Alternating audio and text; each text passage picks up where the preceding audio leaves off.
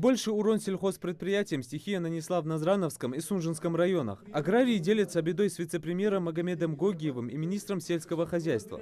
Весь масштаб последствий града еще предстоит подсчитать. С такой целью и проводится совещание. По итогам встречи создадут специальную комиссию, которая будет заниматься вопросами определения размеров ущерба от стихии. Сильно пострадал Назрановский район, частично задет Сунжинский район, горная часть, частично Карабулак и городская часть города Назрань, там, где у них посевы были. И цифры сейчас, предварительные цифры, где-то порядка 7 тысяч гектаров. Но она может и измениться в сторону увеличения, и в сторону уменьшения. Комиссия поработает, и мы будем готовы доложить через 2 дня главе республики результаты этой комиссии. Работает эта комиссия. Тем временем сотрудники МЧС организовали акцию в помощь семьям, чьи дома наиболее пострадали в результате стихии. Им привезли шифер. Первой такую подмогу получает семья Хамхоевых. От сильного ветра с градом крышу их дома буквально изрешетило. И теперь погода в доме зависит от капризов природы.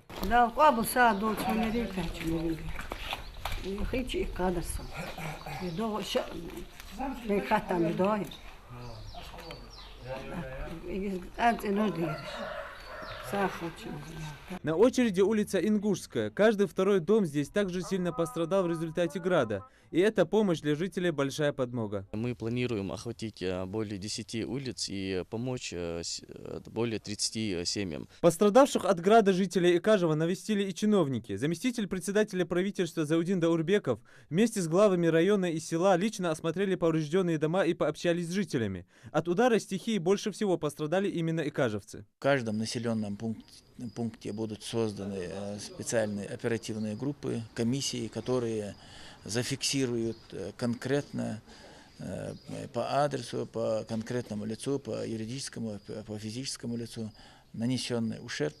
И в рамках действующих нормативных актов Республики Ингушетия будет рассматриваться вопрос о возмещении причиненного ущерба. На сегодняшний день я уже получил от населения более 300 заявлений об оказании помощи. Нам поставлена задача главой Республики Ингушетия оказать всяческую помощь населению, которое пострадало от ливневого дождя и града, и мы приложим все усилия оказать помощь нашему населению выполнить поставленные задачи. В результате сильных ливней с градом, накрывших регион накануне, сразу в нескольких населенных пунктах оказались повреждены кровли частных домов. Также пострадали и автомобили. Дожди с градом и шквалистым ветром по прогнозу Ингушского гидрометцентра ожидаются местами и в ближайшие дни. В МЧС просит жителей быть более бдительными и соблюдать правила безопасности. Юсуп Гелисханов, Хаваш Гойгов, Адам Далаков, Новости 24.